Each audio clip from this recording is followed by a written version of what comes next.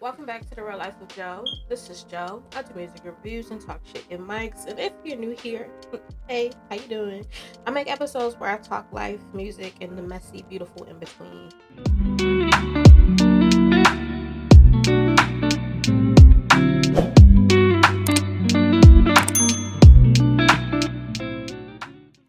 Last week I did a tribute. Last week, same day, whatever, two different videos. But anyway, last week I did a tribute to Baltimore's own herbology. And today I'm just putting groceries away and cleaning up the kitchen. And I thought, what a perfect time to talk about something I asked a lot. What's the difference between your 30s and your 20s?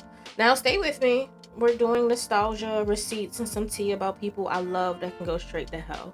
So, let's do this. So, when I was in my 20s, life moved at 100 miles per hour. I lived in about four different states, moved through at least 15-ish, maybe more cities.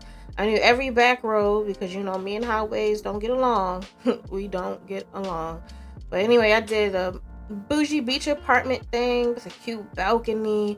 I did the opposite: trap houses, couches that stank, the weird coffee stain in the towel that never left, and yeah, I lived in some questionable places. I was VIP in parties one night, sneaking into the basement of kickbacks the next, bar hopping, clubbing, last minute flights out the country. My passport had more stamps than my sense of stability. It was great. Now my thirties feel softer, slower.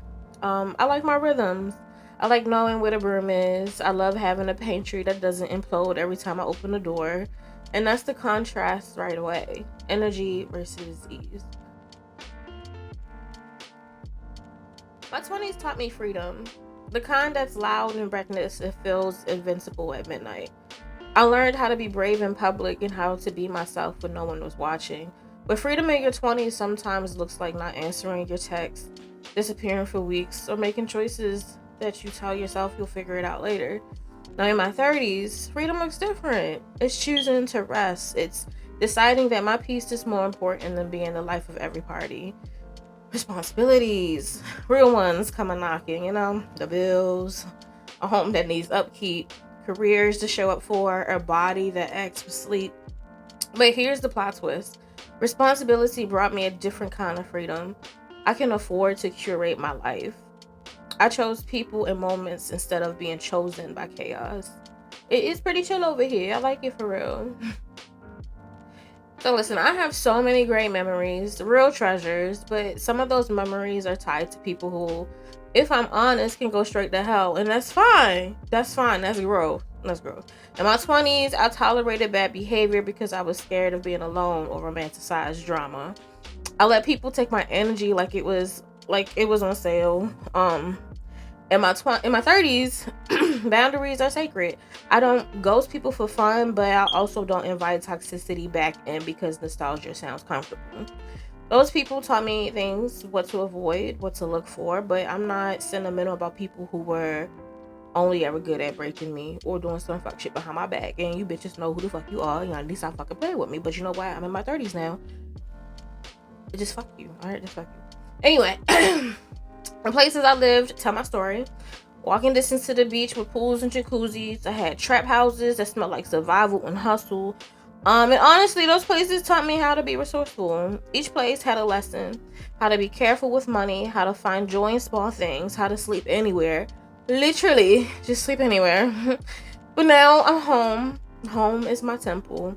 I actually care about what's under the sink. I buy stuff that lasts. I'm not chasing the perfect aesthetic or for clout. I want comfort. I want a space that fits my life, not the other way around.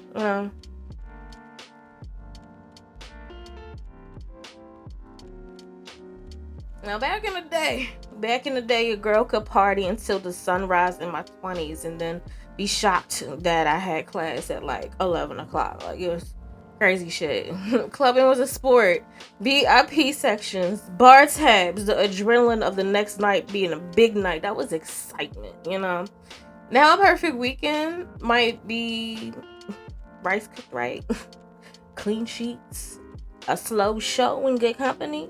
Don't get it twisted. I love a little good celebration, a little turn up. When I wasn't pregnant, but I celebrate differently now with intention. The nights out that used to refill me now sometimes drain me. So I pick the parties that matter and say no to the rest without guilt. It be like that sometimes. And when it comes to travel used to be impulsive. Pack a bag at midnight, catch the cheapest flight, we out, you know? I wanted to tell people I've been places. I sought novelty. Now, my travel is curated. I plan for rest, not just photos. I think about health. I think about who I'm traveling with, what I'm traveling to get from the trip. The weekend abroad used to be bragging rights. Now is a chance to just reset. The destinations are the same sometimes. You know, I've been to Mexico about 4 fucking times already. I love Mexico, I'm sorry. But my expectations are different. No more Coco Bungo. And after the last time, I don't even think I'm allowed back. But hey, shout out to my husband who gave me the shirt. That's the shirt that you see right there. Anyway, I come back more present.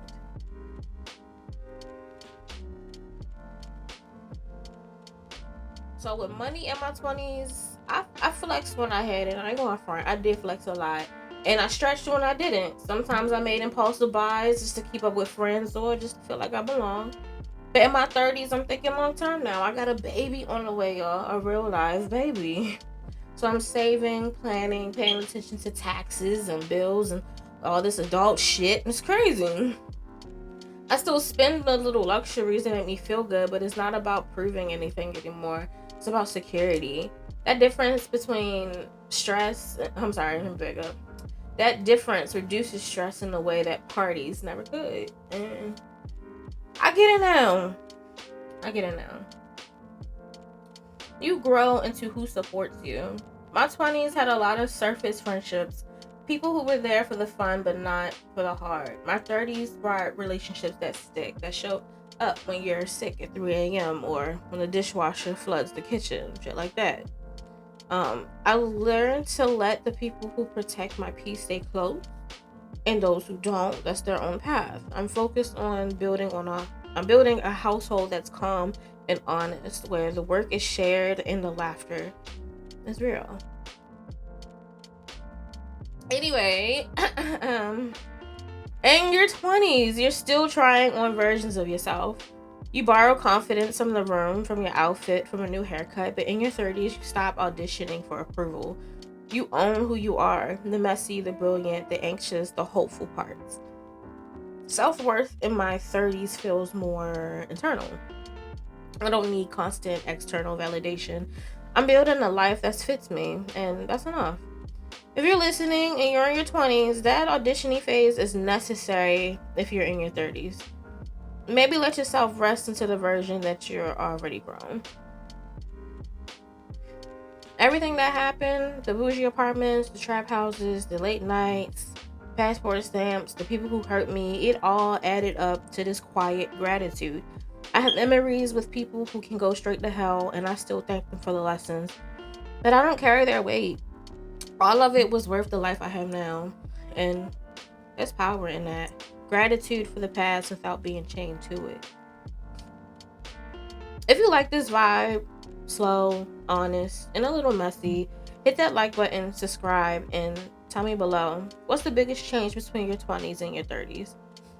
I read every comment, so if you want me to do a follow-up where I go deeper into one of these topics like boundaries, finances, or travel, just say the word. Just say the word. We can talk about it. But anyway, thanks for chilling with me. Thanks for cleaning with me and listening to my story. I'll catch you next week on Wednesday. Same time, new episode. This is Joe.